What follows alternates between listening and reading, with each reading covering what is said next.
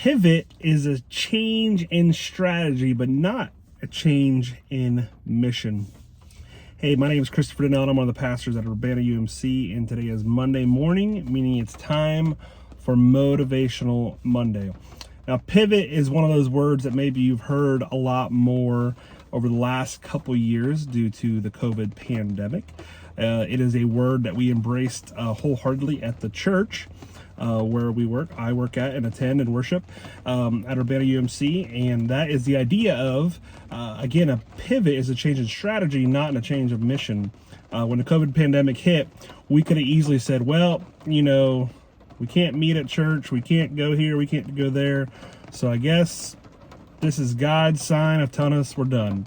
Close the doors, pack it up, go home.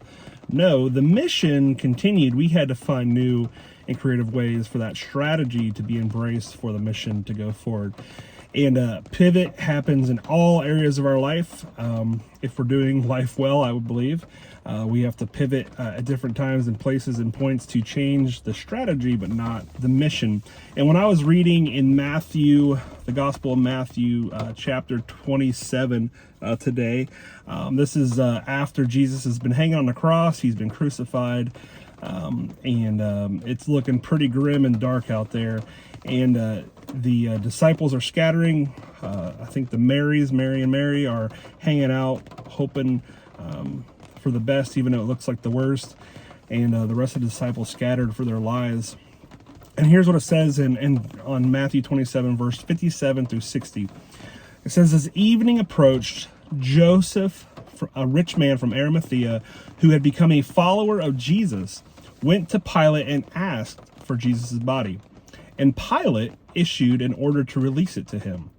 Now Joseph took the body and wrapped it in a long sheet of clean linen cloth.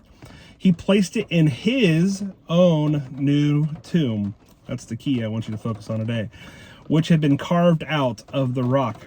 Then he rolled a great stone across the entrance and left.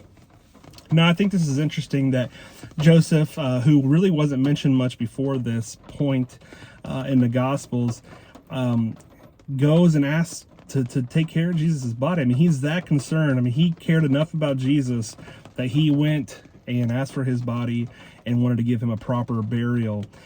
So much so that he uses his own new tomb. And I don't know if you know anything about funeral planning or funerals. It's not a fun thing to talk about, but it's not cheap. It's very expensive, and there's a long process that goes into it.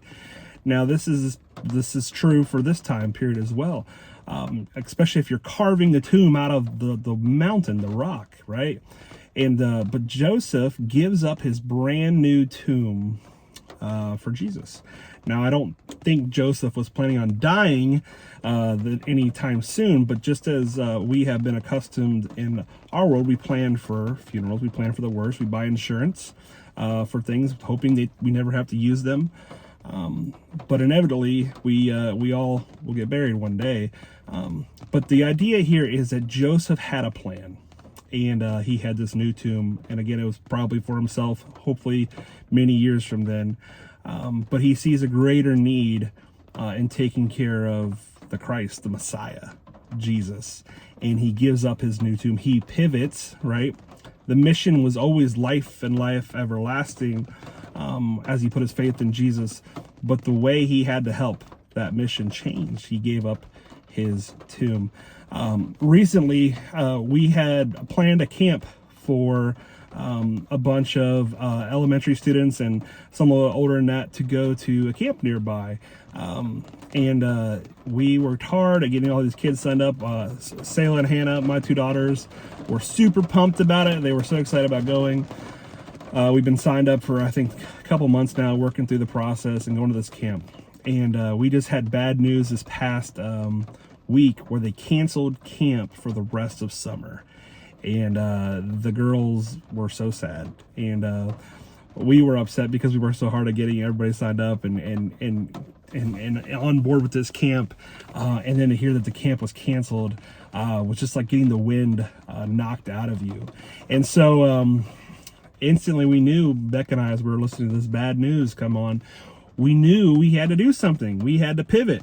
The mission was to get kids to go to camp to learn about Jesus and have a blast and want to live their life for him.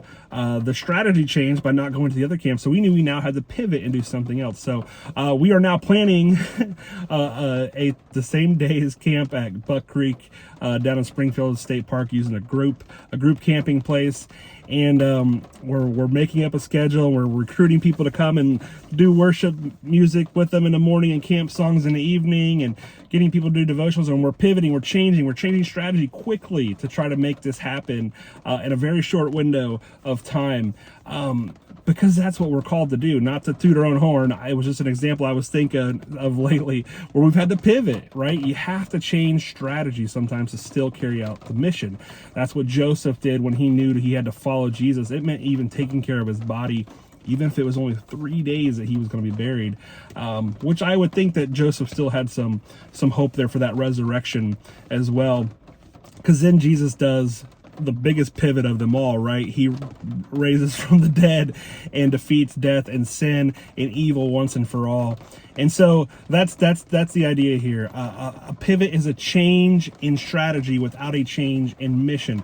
So maybe for Motivational Monday, maybe there's something that you need to pivot at in your life today.